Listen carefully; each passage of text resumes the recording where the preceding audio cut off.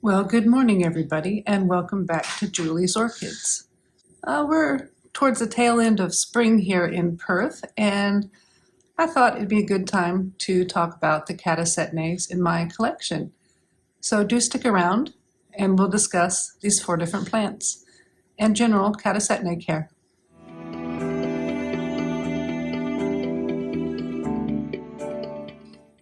As I mentioned in the opening, it's going on late spring here in Perth, and Catasetum are doing their thing. And I thought I'd go over my 4 plants, which are examples of things that are going exactly right, things that are going in the right direction, and things that still need to turn themselves around. I do have a previous video on the Catasetum, and I will put a link into it. I think it's up here. As you can see, there's different size growths going on. The 2 in the back represent what they should be doing according to this time of year, being late spring here in Perth. And I'll talk about how I'm going to care for all of these as they're coming along. But I'm going to start with this Cloecia first. Now, this is a complex hybrid Cloecia.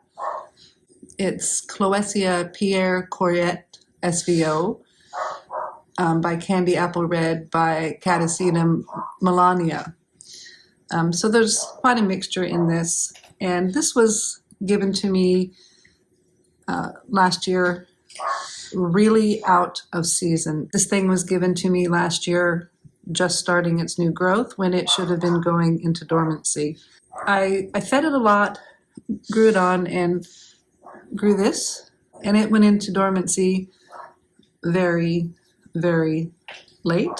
So this one is still really out of schedule. I think there's an eye starting to come alive here, but I really can't tell. It's just too early to tell. So this one, this bulb is shrivelly, but it was. This bulb is still looking pretty fat. That one's still looking pretty fat. And this one back here is a little bit shrivelly, but not too bad. And then, of course, we've got this little tiny one and these dead ones. I'm not going to water this plant. I'm going to do the wait and watch and see how things go. If these bulbs here should start to shrivel before that eye starts really doing anything, I might bottom feed this, and I can do that because I've got holes in the bottom of the pot, so that would avoid getting any of the top here wet, because there are some existing roots down in the bottom. And yeah, Catasetum types, they do go dormant. Their old root systems can still take up some nutrients, so you can, back water fill them. You just want to make sure that the media up around where new root growths are going to go, you need to make sure that that stays pretty well dry. So this one, given to me just starting its new growth when it should have been starting dormancy, still completely way out of whack. And yeah, we're just going to go with the flow on this one. If it starts growing, we're going to treat it like it does and let it do its dormancy and hope it will get itself more back in season. So I'm going to bring these 2 Catasetum, and this is Fred Clarkiara After Dark, and this is Catasetum Jumbo Dazzler.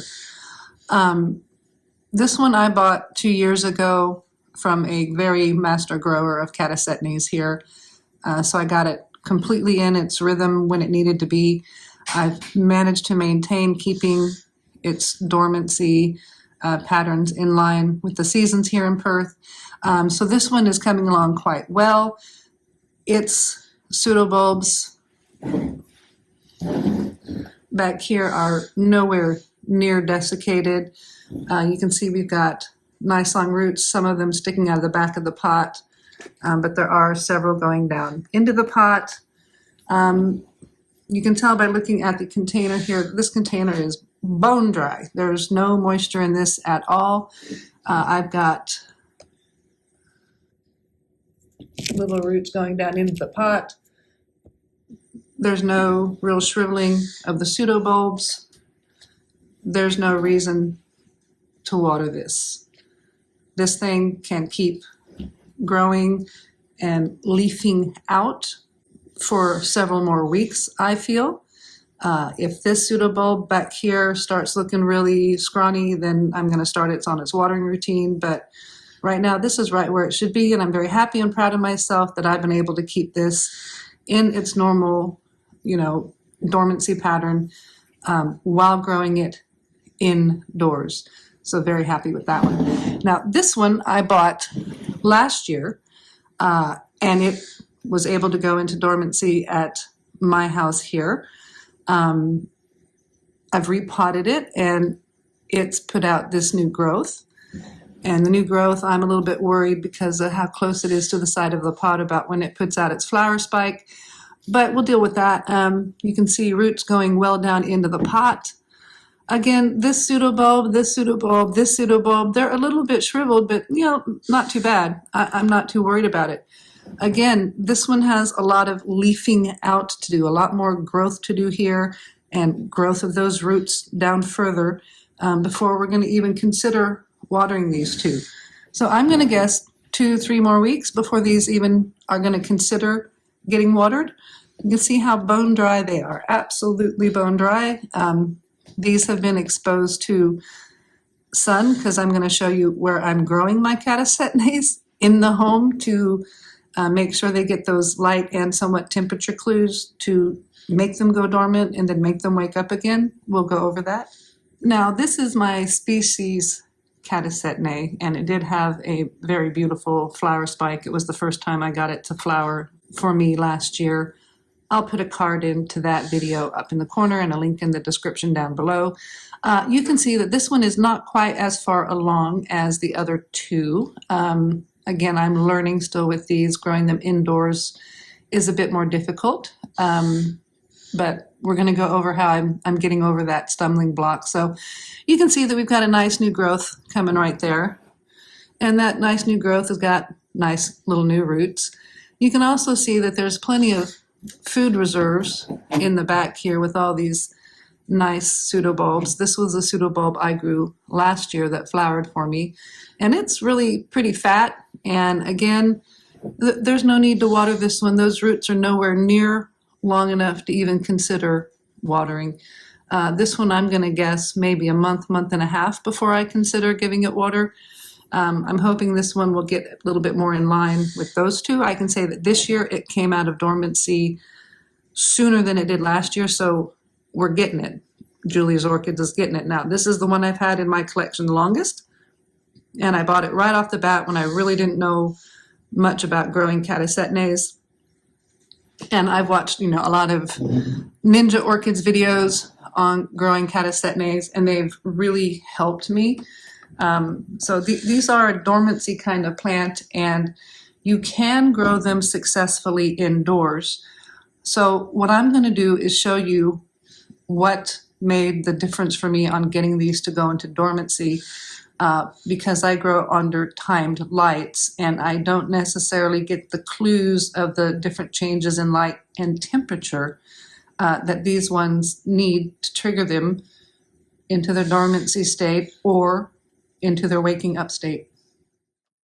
Okay, so my plants that go into dormancy live here in my office, right next to this window. And this seems to do the trick for them. As the summer comes along and the sun gets more intense in its heat, I just slide them back, and then they don't get burned. So this is where I keep the Catasetum. That's a hyacinth. I know it's not an orchid, but it's a hyacinth. And back here, I've got my Pterostylis curta and my Western Australia native orchid, which did not come out of dormancy this year. So I think I lost it because the plan is that that one's going to go out back there. But yes, if you've got a window like this, this is a west-facing window. That's what I have to offer them, is a west-facing window. So it gets, the late afternoon sun, and in WA, That late afternoon sun comes right in from over the roof of that house there, and the sun rays are real direct. I know I could probably put up a sheer curtain. I've got mini blinds there. I don't want to do that. It seems to be working fine to just slide them back on the desk. They don't get burned. They are reaching a little bit for the light growing forward, so, you know, when they're repotted next time, I'll look at a different kind of potting setup, maybe not the square pots. So we're going to leave you with the follow-up on the Catasetum. In springtime, when everything is starting to come alive, as long as your pseudobulbs in the back are still fat and everything seems to be growing, don't water them until you know that your roots are really, really long. And I say just don't water them until they get as many, adult-looking leaves really leafing out. Not quite where I want it yet. So I thank you guys so much for watching. If you like the video, please give me a thumbs up. A subscribe would be great. And have a lovely day.